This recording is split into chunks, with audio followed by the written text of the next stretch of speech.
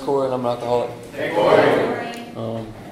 I rehearsed this a couple times in the shower, so I should be good. I want to start off too with I'm much more than just an alcoholic. I'm a father, I'm a brother, I'm a son. I'm many things. I say that to say, I can kind of, obviously, an alcoholic can have a negative connotation. I can beat myself up with that, or if you're a newcomer, welcome. I say that, to say because I'm more than an alcoholic, and I've done this a few times. People say, I'm great. Hey, anytime, I'm asked to speak in AA, I'm grateful, and I am. I didn't want to do this, but just being straight up. But I'm an introvert, and this is not really my thing. I've done it a few times and was pretty nervous every time, but I'll get through it. I guess I should start out with my sobriety date. My sobriety date is June 18th, 2010. And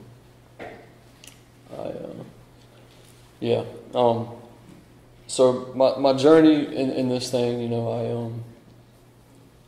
I started my alcoholism addiction started at a pretty young age. A lot of people in my family are alcoholics or addicts, whatever label you want to put on it. And so I was introduced, to this disease at a pretty young age. I say unfortunately, but fortunately as well too. I think that, I've heard, a lot of people say, and I can relate to it, that I think I was an alcoholic before I even picked up my first drink. In the beginning in school and stuff, I would gravitate towards future alcoholics, at a young age, and it's just because I don't know if it was whether I could relate to them the most, or our mentalities are very similar, and I guess I was attracted to getting in trouble and living that kind of lifestyle from the jump.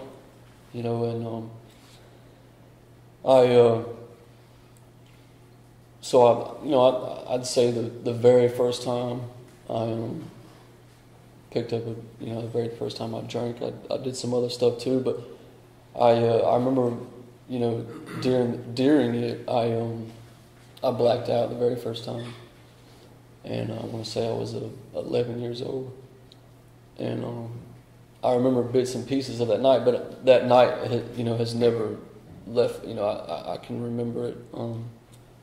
I remember being drugged down this dirt road. My buddy dragging me down the road because I was blacked out, and feeling like a train hit me the next morning. And I wanted to do it all over again the next day. I fell in love with that lifestyle, and I remember these people that I was with, they were much older than me, and I thought that, I guess they thought it was funny getting an 11-year-old drunk and high, but I gravitated towards those type of people, and I was at my father's house. My father had, I went to my father's every other weekend, and I will preface out with this too. There's two women in my life, my mother and grandmother, and if it wasn't for them, I know I would not be standing here today. Their prayers got me up in here, and their love.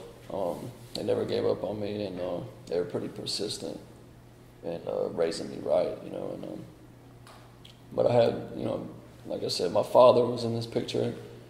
I say this, just like in any, my father was my hero, when I was younger, and I looked up to him. And unfortunately, my father is one of us, and is still out there actively drinking and using. And but I looked up to him, and I will say this: my father, he is a good man, and he did the best he could, from suffering from this. He did instill some good things in me. It wasn't all bad, but he's a criminal and one of us. So I would go over there on the weekends, and and it wasn't a place that any child should be. I guess my mother thought that I would resent her if she wouldn't let me have a relationship with my father. That's what a counselor told her or something, saying that she should let me go over there. But like I said, it just was not a place for any child, and I saw a lot of things. And I guess I was kind of confused because I would go over to my mother's, and she was a single mother, and she worked a lot, and she instilled rules and all that good stuff. And then I would go over to my father's, and it was a completely different ball game.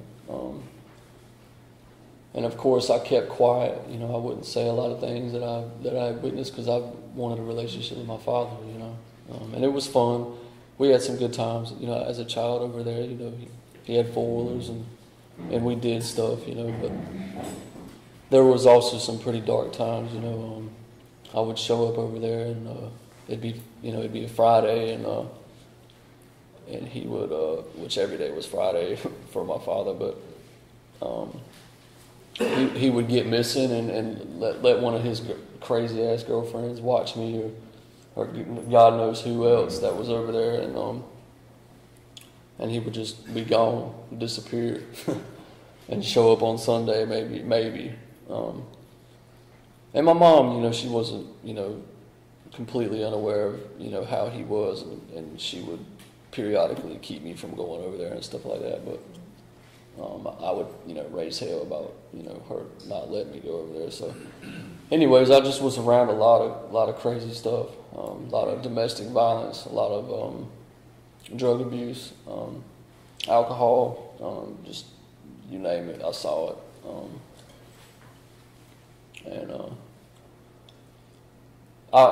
Like I said, I gravitated towards people who live like that, and so I started getting in trouble at a pretty young age, and I made decent grades, in middle school and stuff like that, and I guess I was somewhat smart and wanted somewhat of a future, but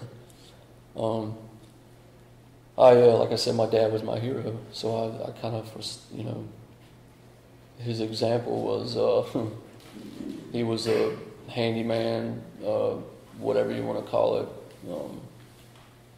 And I kind of, anyways, I just once I got introduced to alcohol and drugs, that's all I wanted to do.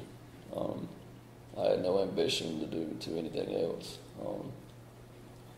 I got in high school, and obviously it escalated from there, and pretty quickly, and I lived to use and drink, and drank and used to live, pretty much, and it spiraled down pretty quickly.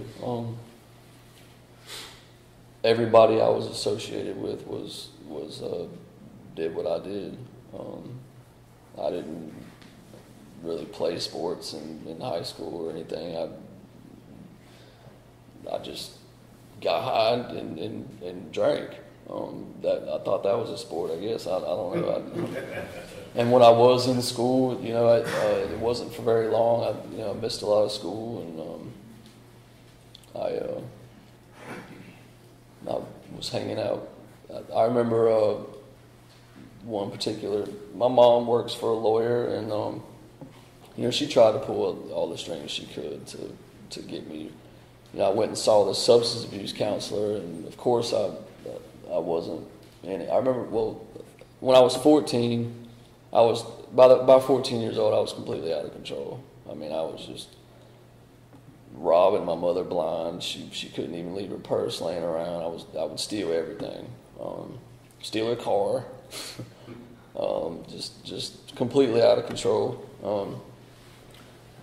And I got admitted to some kind of hospital place up in Raleigh. They said I had cannabis dependency and something else, and so that was my first experience to some kind of institution. Was at 14 years old. She admitted me there. I got out of there, and she was making me see this substance abuse counselor, and at first I was obviously didn't want anything to do with it, and then I went, and the counselor was fairly attractive, so I wanted to keep going back, And so, I remember, what the irony of this is, I remember talking to this counselor and saying, saying that, thinking I really didn't have a problem, and thinking that, I told her that, all my friends were getting in trouble with the law, they were either on probation or this and that, and I was like, so obviously I don't have a problem. I haven't caught a charge. And the very next day, I was in handcuffs, and at school, and I got kicked out of the local high school here, and my mom made me go to this Christian school down here, and I got arrested. Anyways, so all that happened, and then my mom pulled some strings. Like I said, she was in the legal system, and the judge, whatever, and they ordered me to go to this wilderness camp deal for juvenile delinquents, and it was probably one of the best things that could have ever happened to me. I was 16, or I was 15, and I turned 16 when I got there, but it was a place in Pittsburgh, and that's where I first got introduced to. I got introduced to Narcotics Anonymous. They brought meetings there every Tuesday, and I remember being at my very first meeting, and I remember the guy sitting there. There was probably about 20 of us, and he said, "I want you to look around." He said, "One out of every 3 of y'all is going to die from this," and that's always stuck with me, and I remember I kept up with some of those guys I was in there with, and I was in there for 13 months, and he was about damn right. I'd say 3 of them I know are dead from this disease, and then the rest are either strung out or in prison.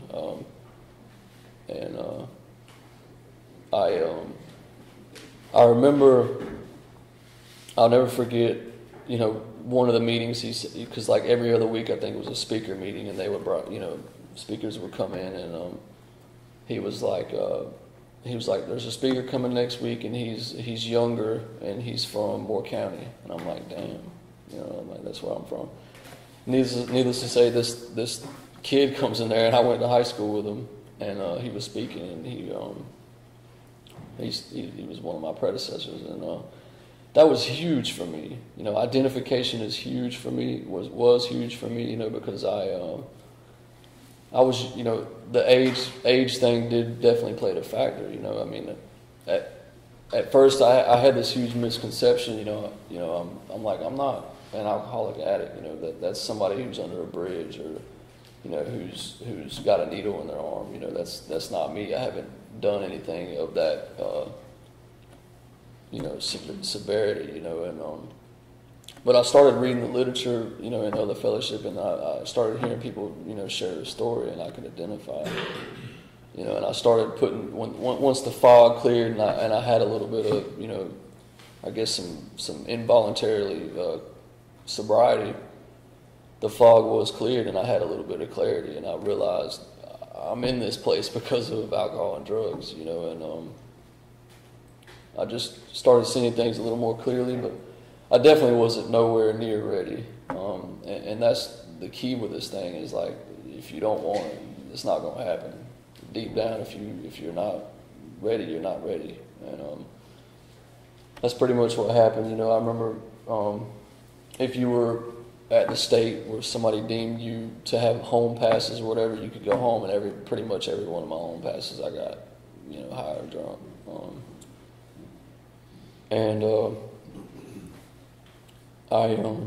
But that place, I'll say that the seed was planted from that place, and I grew some really strong relationships with some other guys in there, and we tried this thing out. And the guy that I mentioned earlier that came in and spoke, he was my point of contact when I got out. That was serious, because they said when you get out, go to a meeting, get you a sponsor, all the stuff we hear drilled into us when we first get in here. I kind of, played with the whole sponsorship thing. I couldn't really, I couldn't deem who was absolutely perfect for me. But the guy, the younger guy that was my point of contact, I stuck with him, and we went to conventions, and we went, I tried to do this clean thing on when I got out, and him and this other guy were the only younger people in the program here, and they both let a couple months go by, and one of them moved somewhere, and my other friend moved to Greensboro. And when that happened, my disease saw the perfect opportunity. It said, well, you don't know anybody now. I started calling old friends, and knowing what they were doing exactly what they were doing, before I got out.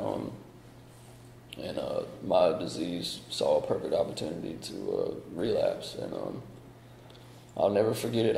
It was 3 days before my year mark.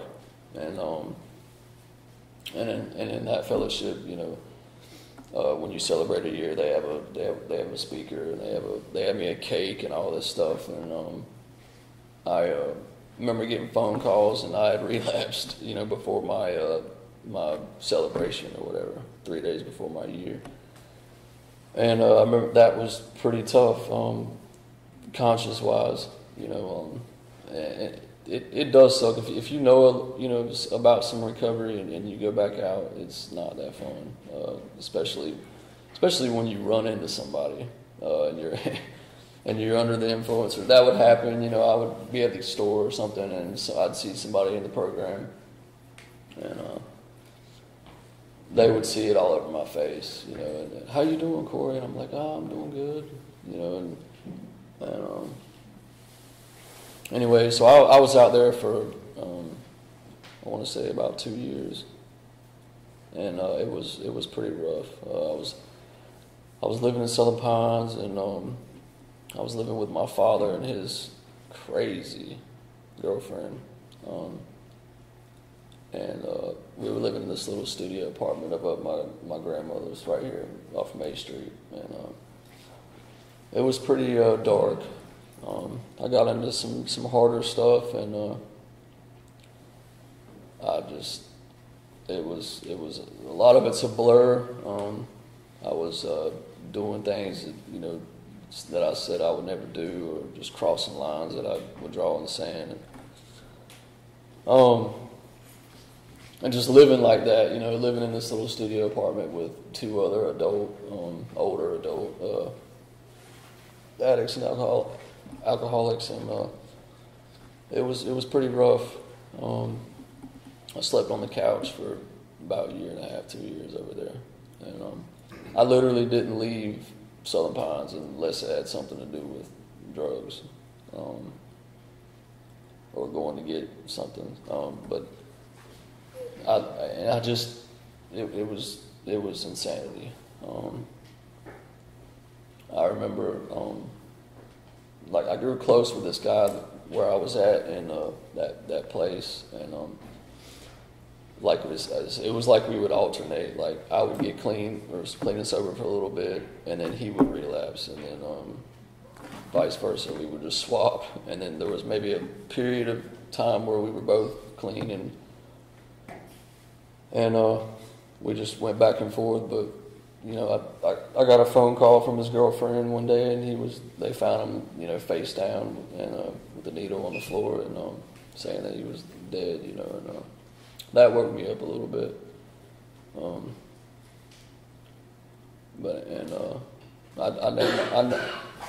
I named my son after him. So anyways, just all this crazy stuff started happening. People ODing, people getting time, some pretty hefty sentences that I was around. Just a lot of bad stuff, nothing good. And I remember, just the disappointment of my mother and other people in my family, because I was doing good there for a little while. me and a friend of mine, you know, we have these bright ideas, and of course I figured, you know, drugs are just the problem. It's just drugs are the problem. It's not alcohol, you know. And I tried to do that for a little while. It didn't work because for me, and you know, my story and my experience, once I start it doesn't matter. If I start drinking a little bit, I go to other things. Pretty much every time, it never fails. Alcohol doesn't just satisfy me. But me and this other guy, and I've seen him here recently come in and out of these, in and out. We had this bright idea to join the Marine Corps, and I thought it was a good idea. So did he, and I remember going to the recruiters, and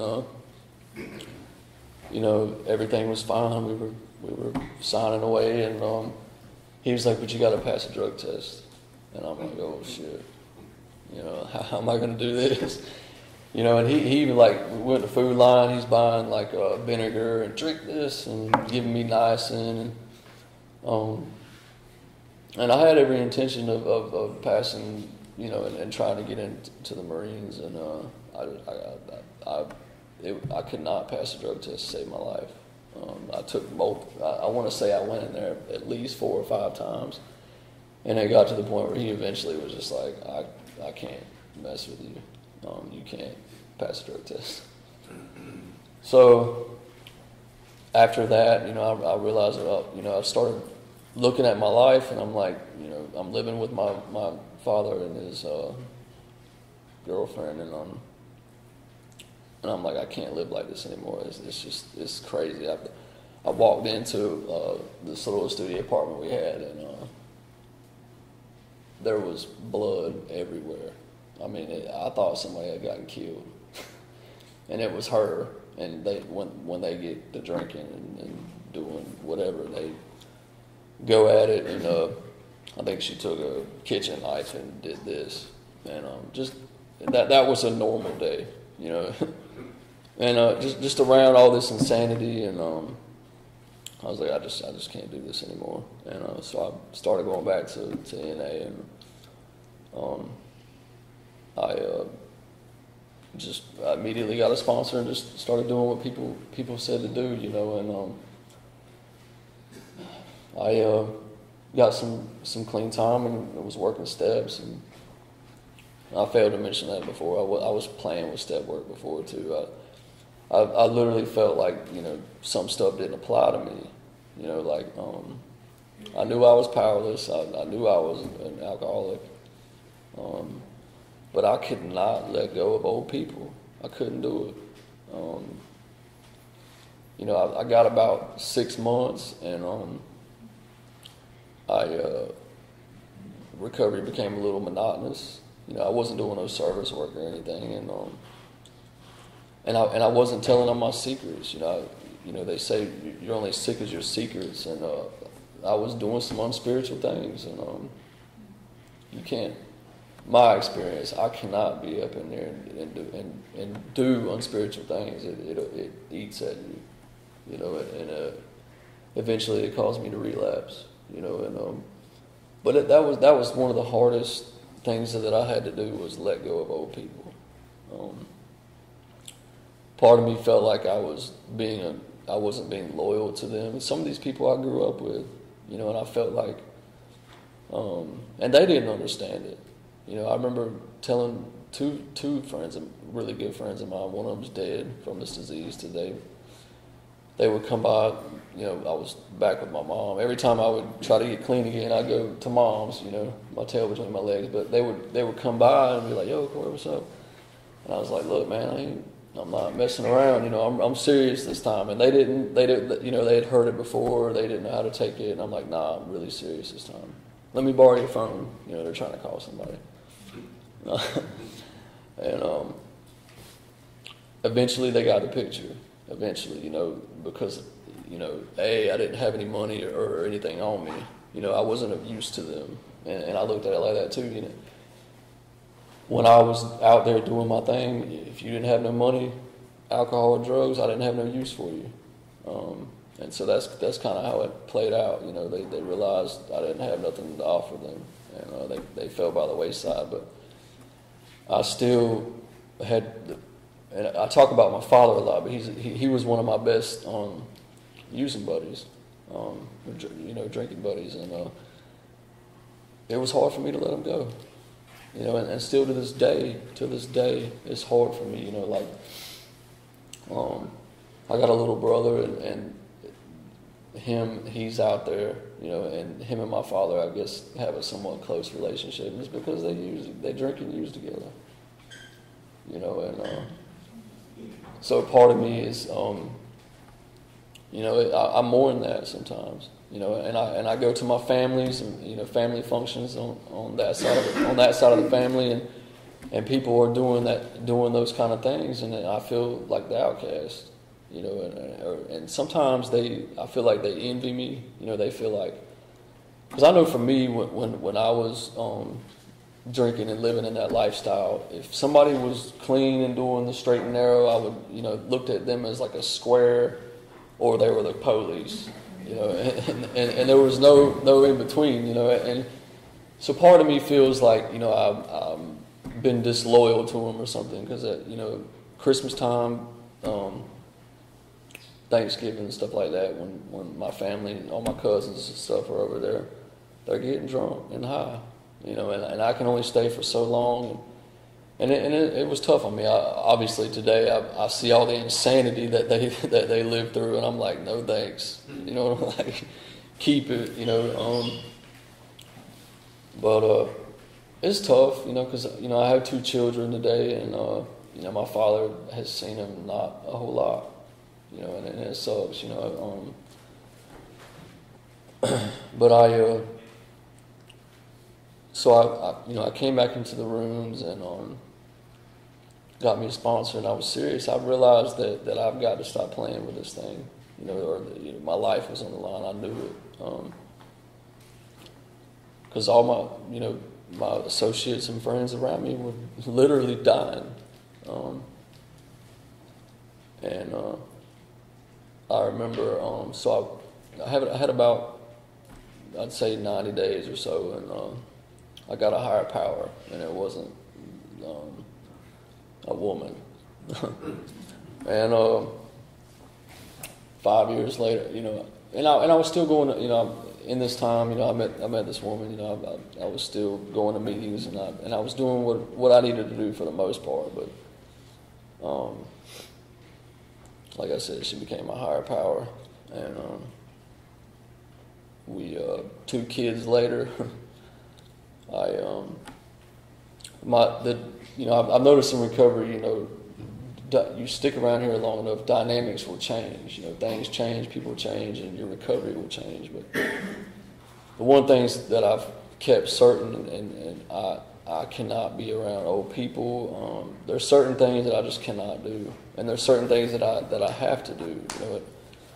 I took prayer really seriously. I got, I've always had a relationship with God, but obviously when I was out there, my relationship was with, please get me out of this one, or please let me make it through this night, kind of thing, and but I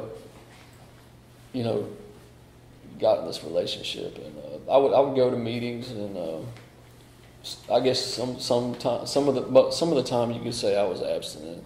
I was just abstinent, and not really recovering. But I was pretty busy with having kids, and went back to school and got a little degree, and things just started happening, and I knew that my recovery was being neglected a little bit, and but I got this dream, literally a dream job offer down in South Carolina, and I moved my little family down in South Carolina, and I went to the other fellowship down there, and it was horrible. I mean, it was like the cop spot, basically, and so I started going to AA, and I had been to some AA meetings prior, because a friend of mine, I'd been to the Wilder and stuff like that, and maybe even here once or twice when I was younger, but I got introduced to AA down there, and my dynamic, I guess maybe I got a little older and a little more, because see, in the beginning, I was like, I can't relate to AA, I can't. The literature is a lot more different than the other fellowship, and I just excluded myself, from it. But when I moved down there, I was having marital problems, and I got this awesome sponsor down there, and it was just he was taking me through the book, and I was actually having a relationship with a really good sponsor, and it got me through some pretty dark times down there. But this sponsor was awesome. I mean, he really was. He really walked me through some things, and I was down there for maybe 8 months or so, and then my ex left me and took my kids. And I'd have to say, if there's anything more challenging in recovery in this process that I've been in, it's been relationships. God, it's been the darkest times, the roughest times I've had in here has been about relationships. If you don't have a strong foundation, you're not really, or a sponsor, or working with a sponsor, or doing something, and you get into a relationship. I've seen tons of people go out over relationships. Like I said, she became my higher power. If it wasn't for my foundation and sponsorship, and me calling him 24/7, it seemed like when that happened, and I'd tell him what was going on, and at the time, and I've realized this too, if your sponsor does not piss you off, you don't have a good sponsor. Straight up. Because this dude, I would call him up and I would tell him what was going on, and, having this preconceived notion that he's going to side with me, and he's like, man, what's your part in it? He would say things like, stop playing the victim. You're not the victim. And then he would say, Corey, God is not concerned with your comfort. He's more concerned with your character. And he would constantly just say these things to me, and I'm like, man, did you hear what I just told you? What just went down, like what she did. And he's like, and how the big book, lays it out. He would always say, love and tolerance is our code. Love and tolerance is our code. And I'm grateful for that. He really taught me a lot. He really taught me a lot of things. He taught me to have some faith and just put one foot in front of the other. And because that was a really dark time for me, and I didn't even really have any intentions of drinking or getting high. I mean, I know what happens when I put any mood or mind-altering chemical in my body. I know what it is. I don't have any disillusion about it. Especially after my last relapse. I'll back up a little bit on that, on what happened. The last time I relapsed, I told myself that drugs is the problem, alcohol is not the problem. And I had this old friend call me up, and he lived down in Wilmington, and he's like, man, come down here. It was like Labor Day weekend or some holiday weekend, and I was like, all right, I'm there. And on the drive down there, it was just this angel and devil thing the whole time. And I'm sitting there and I'm like, okay, I should call my sponsor. Because in my mind I'm thinking, like, I know people are going to be drinking down there. What are you going to do? And then part of me was like, contemplating drinking. And so I was like, the angel was saying, call your sponsor now. Call him right now. And then a part of me was like, well, you know what he's going to say. Like, don't go. I didn't want to hear that, So here's how insidious this disease is. It told me, I knew of this newcomer, right? And I knew he was using or drinking. And so I'm like, I'm going to call him. So I call him up, and I'm like, man, I'm going down here, and I was like, I'm thinking about drinking. He's like, oh man, that's all right. He was like, he co-signed me. I knew he would, you know. So I was like, I'm good. You know, this is good. So I went down there, and everything was pretty much a blur. And ironically, I was down there. My predecessor that I mentioned to you before, he joined the Navy and relapsed, and he was down there all the same weekend. We were having this in relapse, you know, used to be in recovery party, and you know it was pretty wild. But I just remember feeling really guilty, and 2.5 weeks later, I was in the backseat of a cop car, and well, let me back up a little prior. God, he definitely has a sense of humor.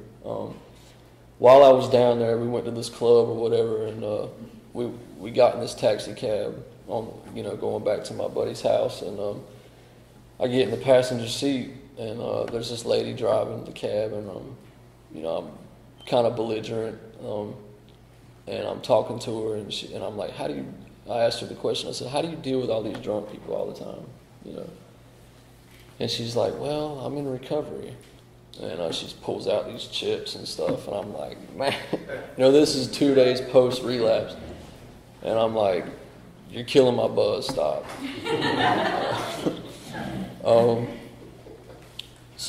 And then 2 weeks later, I'm in the backseat of a cop car. So, I'm like, all right, God, I get it. I get the picture. I better stop while I'm ahead. And so I came back into recovery, but so my ex left me or whatever, and let my kid, took my kids, and we were in this big custody battle. And like I said, I got this dream job, right? And I was working at a nuclear plant in South Carolina, and I was making pretty good money, more money than I've ever made, and but I definitely wasn't happy, with the marital problems and stuff, and I get through that, with sponsorship and other people in the program, and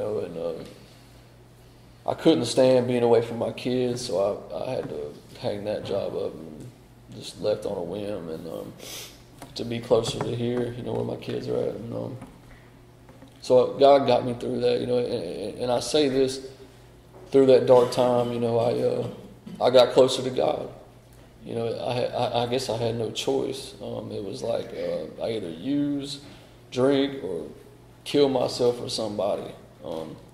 And I say this, my mom was more of like I said, the dynamics of my recovery have changed. Like the desire to use has been lifted from me, but my disease now will mess with me in other areas. It was like,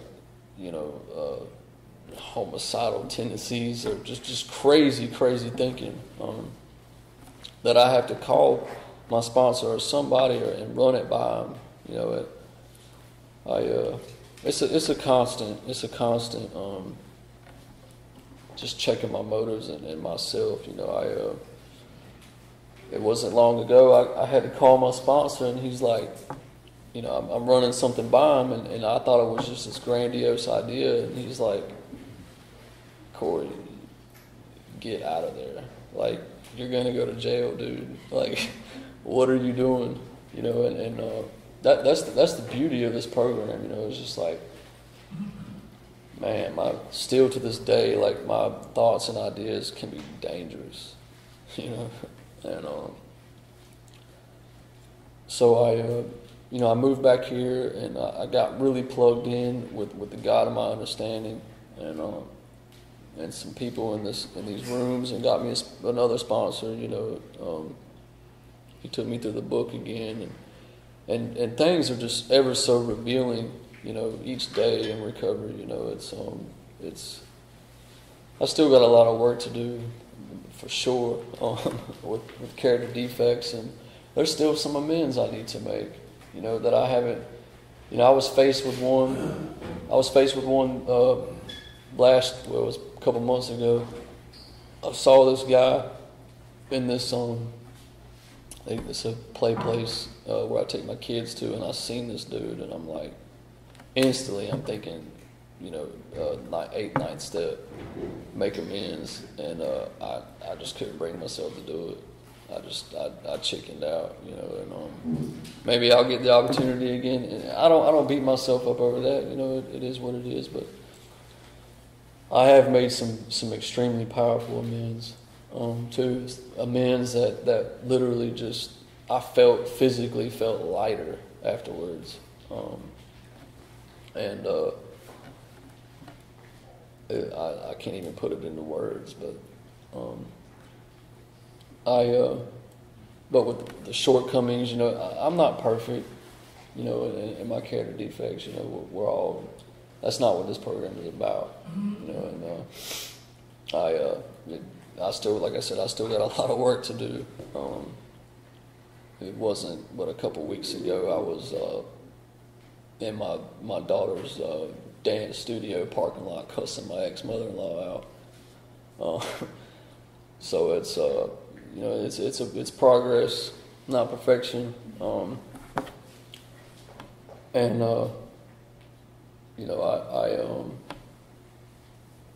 With the 10th step, and constantly looking at myself.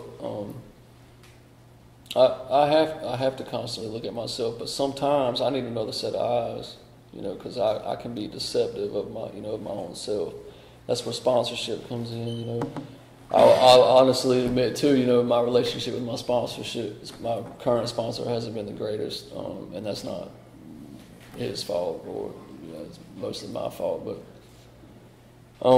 I do have people that talk to, and say, hey man, what do you think about this? Or, I've been thinking like this, or, I've got to constantly, check myself. Because if not, I will rationalize some pretty insane stuff. And that's the crazy part about it. It's not even drinking or using half the time where my mind gets, crazy, or what I'm thinking. The common denominator is self-destruction. It's like my disease sees something, it plays on it, and it wants me to do something that will have myself and others suffer. And that's what I deal with. The bright side to it is today, like I said, I have 2 young children, and man, there's no other experience in this world in being a parent and being a father, and I'm forever grateful for this program and for me being able to. My kids have never seen me under the influence, and because I know what it's like growing up seeing, my father and the way he was, and my kids never have to witness that. And that's a beautiful thing. That is an absolute beautiful thing. And I can be a parent today. I can be definitely not perfect, but I can be there for them, and that's I'm so forever grateful for that. Trying to raise them, and I have joint custody, and at first that was rough for me. I didn't take it very well. I saw it as a sign of failure, and that I had failed them, and but I know that's not true today. 85% of the population probably is broken family, or the parents ain't together, and I can co-parent today. You know what I mean? She's not the easiest person to deal with, but with this program and other people in my life and God, I have to love and tolerance. And for my children's sake, for my sake, and for everybody's sake.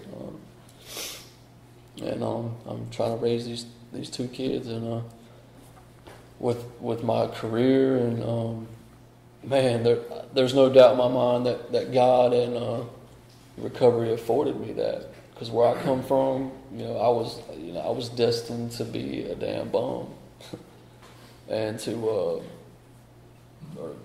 and a criminal, and God, didn't see it to play out like that. I know that's the fact. When I got that job in South Carolina, I was in shock. I'm like, I was fortunate enough to not have a, criminal record. I mean, I had some misdemeanors and I had a DWI, and there was some loops I had to jump through to get security access to work at this place, but it happened, and I know it was God. I mean, I look back like years prior, me sitting in this place, and I'm like, God, it's got God written all over it. If these people only knew who I was or what I used to do, and just me being in this place and working with these people, and these highly, highly intelligent people, and I still to this day, have a hard time wrapping my brain around it, from where I was and where I am now. All these milestones, I've experienced in recovery. There's no other like link, For me, I hear people tell their stories, and all of us have different stories. Especially for me in the beginning, I wanted to look at the differences and not the similarities, or to try and exclude myself, or I didn't never do that, or just trying to differentiate. But the common denominator obviously is the obsession and compulsion. Like it doesn't matter what or how much of the quantity of whatever it is. It's what happens when I put it in my body. And the obsession and compulsion, and then I don't stop till I'm in handcuffs or face down on the floor, or that's just my DNA, obviously. But where was I? I guess I need to shut up now. I owe it all to this program. I don't take to granted, or I don't take credit for any success that I've had. It definitely took some footwork. Like I can't get recovery by drinking coffee in here and just coming to meetings and stuff. Like I've had to do, I've had to get on my knees and pray, and I will say that there have been times where I've that thought has come to my mind, and I truly believe that there is a threshold. Like if I'm contemplating drinking or picking up something, there is like a time frame, and if I pass that threshold, I'm gone. Like even with a little time, I believe like I cannot exercise any kind of thought like that. I better call somebody or pray. Especially if I don't have a foundation. But I'm grateful to be here. I'm grateful to be a part of this. I'm grateful for the God of my understanding. There's no doubt in my reason I'm here because of Him and the people that He's placed in my life. And that's all I got.